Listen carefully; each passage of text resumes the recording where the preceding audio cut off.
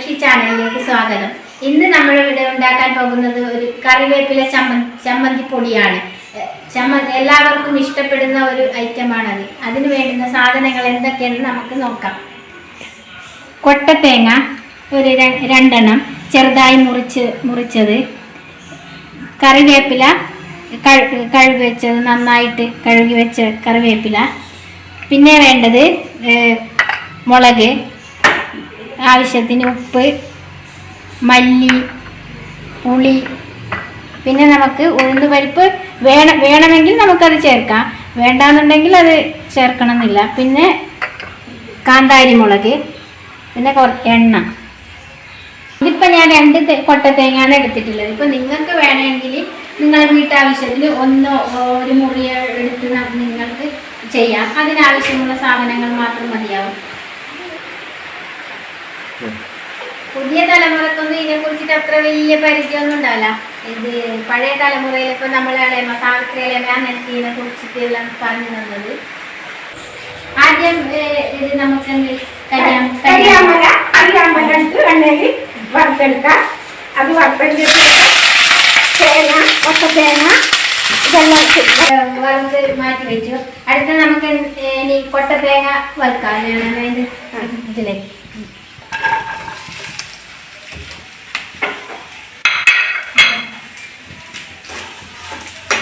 ഇതിപ്പോ എത്ര സമയം കളർ ഒരു ചുവപ്പ് കളർ വരുന്നത് ഒരു 15 മിനിറ്റ് ചുവപ്പ് കളറാകുമ്പോൾ മാറ്റി വെക്കാം. ചുവപ്പ് കളറാകുമ്പോൾ നമുക്കിത് മാറ്റി വെക്കാം. അപ്പോൾ നമുക്കിത് ചുവപ്പ് കളറാകുന്ന വരെ നല്ല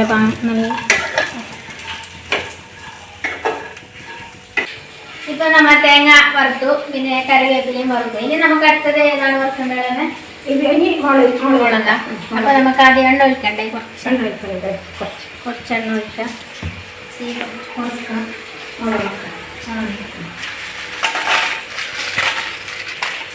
ഇതെല്ലാം വേറെ വേറെ വറുത്തെടുക്കണം, അല്ലെങ്കിൽ ഒക്കെ വറുത്താൽ അത് കരിഞ്ഞു പോകും.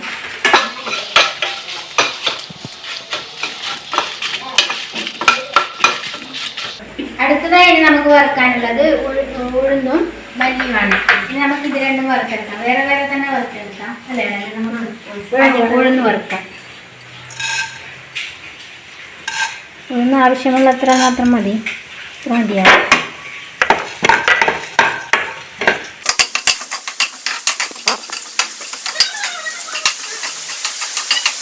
തേങ്ങയായാലും മുളകായാലും നല്ല വറുത്ത് നല്ല മുരിഞ്ഞ് കിട്ടണം നമുക്ക്.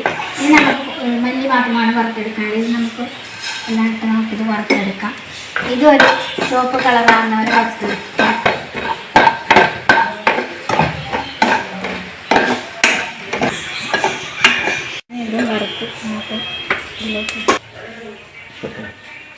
ഇതിപ്പോൾ നമ്മൾ നേരത്തെ വറുത്തെടുത്ത കൊട്ടത്തേങ്ങ, കറിവേപ്പില, മുളക്, ഉഴുന്ന്, മല്ലി എല്ലാമാണ്. ഇനി നമുക്കിതിൽ പ്രധാനമായും ചേർക്കാനുള്ളത് കാന്താരി മുളകും ഉപ്പും പുളിയുമാണ്. ഇത് നമുക്ക് ഇതിലേക്ക് ചേർക്കാം. പുളി നമുക്ക് ഇതെല്ലാം, ഉപ്പ് ആവശ്യത്തിന് ചേർക്കാം.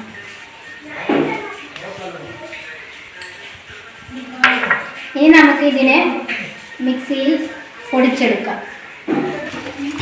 ഇനി ഇത് മിക്സിയിലെ ജാറിലേക്ക് ഇട്ടിട്ട് നമുക്കിതിനെ പൊടിച്ചെടുക്കാം.